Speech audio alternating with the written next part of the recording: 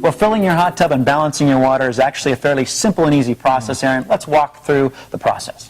Well, Scott, the best way to get started is to fill your hot tub using a clean screen pre-filter. Okay, it's just a great tool to have on hand. To keep it simple, it just takes things out of the water. We prefer not be there. I love it. So basically what you're saying is this cleans the water before it ever hits the hot tub itself. Love it. Great idea. By the way, what's next? Well, it's important to have test strips on hand, okay? And test strips are a very easy way to determine the condition of your spa water in regards to pH, alkalinity, and calcium hardness. Very important. Regardless of any sanitizing system you're working with, it's important that those levels are properly balanced. In fact, the test strip bottle itself has an easy color match guide so you can see whether you need to increase or decrease any of the levels. Now, Aaron, you mentioned hardness. Specifically, what's the recommendation for a hardness level with the ACE system?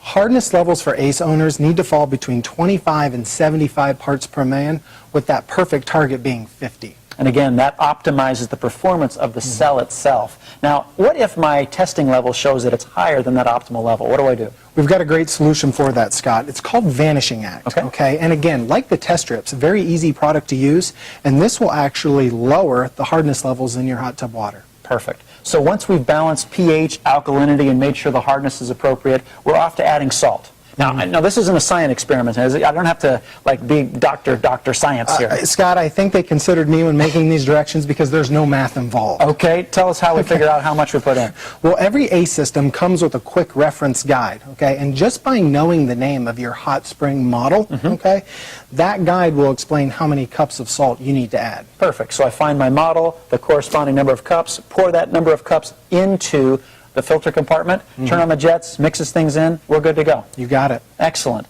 Now again, we'll be showing you in just a few moments, should you wish to watch the next video, how to customize the control panel to the appropriate spa size as well as your user level to make sure we customize the experience to be right for you. But before we go there, Aaron, let's talk about that first 24-hour period after you've made these adjustments. Yep, it's important that owners understand that the teardrop icon on the control panel will likely be blinking this entire time. And again, there's nothing to be concerned about. It's actually the process of warming up or breaking in, and what you'll find after 24 hours, the system will be fully engaged. Now, Aaron, there's also a couple things to think about, and that is your set temperature, to make sure that it's at least 100 degrees or higher, because that's the optimal level to get this system moving. Now, Aaron, let's face it, not a lot of customers want to wait 24 hours.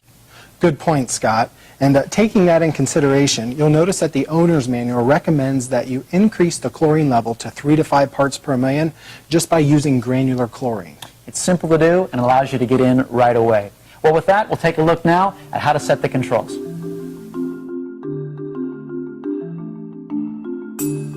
Now that the hot tub's been filled and the water's balanced, Aaron, it's time to communicate to the ACE system just how large a hot tub it needs to go to work for. So that'll be our first step, telling it the spa size. The second thing we'll communicate is what our anticipated level of use will be.